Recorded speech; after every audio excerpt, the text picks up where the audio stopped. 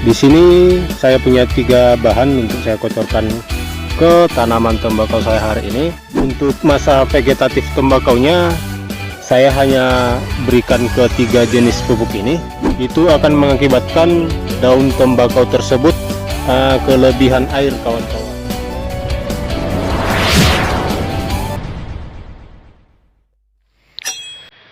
Selamat pagi, kawan-kawan. Salam sehat, salam sejahtera, dan selamat bertemu kembali dengan Petani Dairy di channel Dairy Farmer. Pagi ini saya berada di lahan tembakau saya ini. Ini adalah bekas lahan tanaman kubis saya yang kemarin, kawan-kawan ya. Dan sekarang sudah saya gantikan tanamannya dengan tanaman tembakau. Saat ini jumlah pokok dari tanaman tembakau saya ini ada sekitar 1000 pokok lebih. Namun belum sampai tertanam ke ujung sana, kawan-kawan ya. Itu disebabkan karena saya kekurangan benih yang siap tanam. Namun hanya tinggal menunggu beberapa minggu lagi, benih berikutnya sudah siap tanam kembali, kawan-kawan ya. Sehingga nanti sampai ke ujung sana dia akan penuh dengan tembakau. Oke, di sini umurnya yang saya tanam sekarang ini udah sekitar 14 hari. Dan ini jarak tanamnya antar barisnya saya buatkan cukup lapang, kawan-kawan ya. Cukup lebar. Karena rencananya di tengah ini akan saya tanami kembali dengan cabai. Sistemnya sama seperti tanaman cabai rawit saya yang kemarin, di mana penanamannya saya zigzag antara tembakau, cabai, seperti itu, kawan-kawan ya. Sehingga nanti tanaman cabainya punya pelindung, dan mudah-mudahan di sini juga nanti seperti itu tumbuhnya subur, kawan-kawan ya.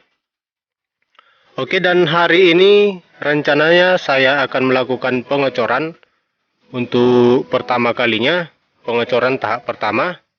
Sebenarnya dari segi usianya ini sudah terlambat, kawan-kawan ya, pengecorannya. Biasanya saya melakukan pengecoran pada saat 7 hari setelah tanam, namun karena kesibukan di lahan cabai kemarin, sehingga untuk tanaman ini sedikit terlambat. Oke, bahan-bahan apa saja yang saya gunakan untuk pengocoran di sini? Ikuti terus, kawan-kawan ya. Oke, di sini saya punya 3 bahan untuk saya kocorkan ke tanaman tembakau saya hari ini. Yang pertama, di sini ada 1 kg Ponska Plus. Kemudian ada 2 kg Zeta.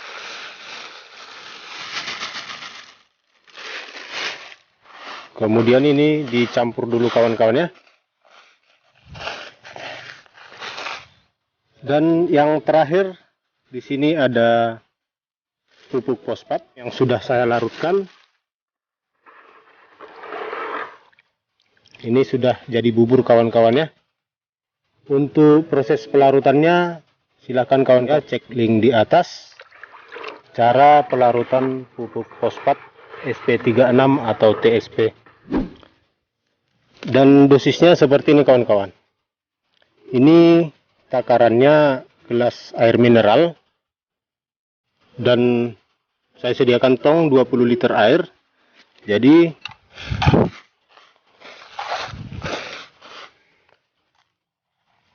untuk pengocoran 20 liter air, karena tanamannya masih muda, jadi untuk 20 liter air saya kasih segini, kawan-kawan ya.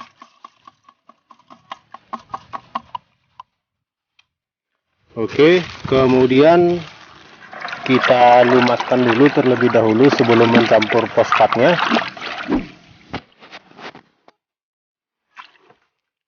Oke, selanjutnya untuk fosfatnya, karena air pencampurannya kemarin saya tuang agak banyak, Jadi untuk 20 liter air ini bisa saya berikan 2 ini kawan-kawan ya.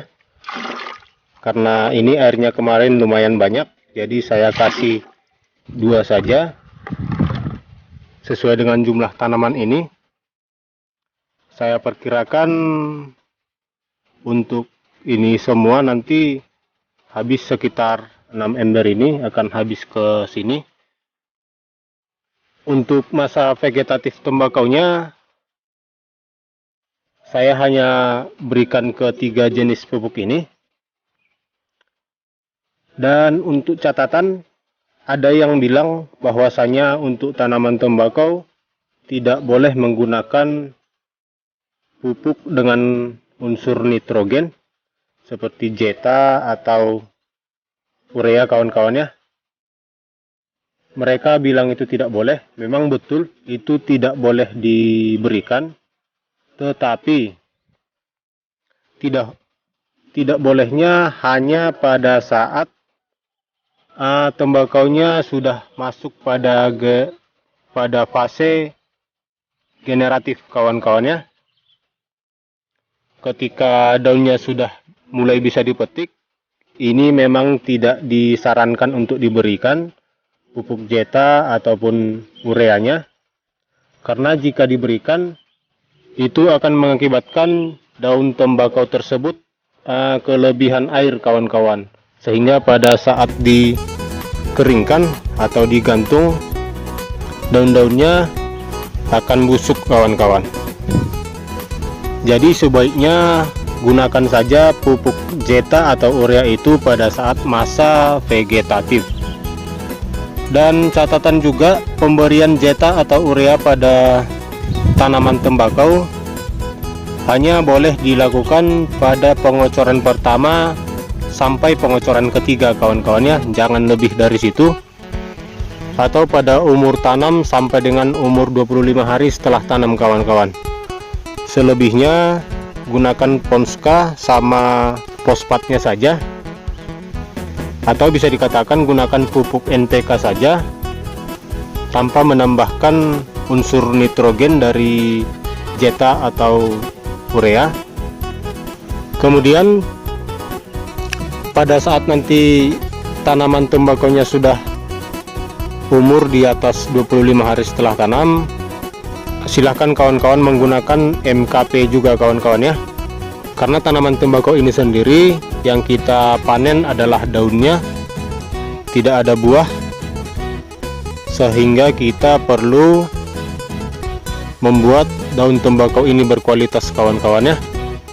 Daunnya perlu kita pertebal agar bobotnya nanti juga lumayan, sehingga diperlukan MKP kawan-kawan.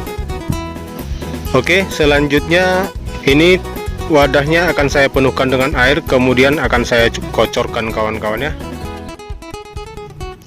Oke, sembari pengocoran saya jelaskan sedikit tentang penyemprotan kawan-kawan ya.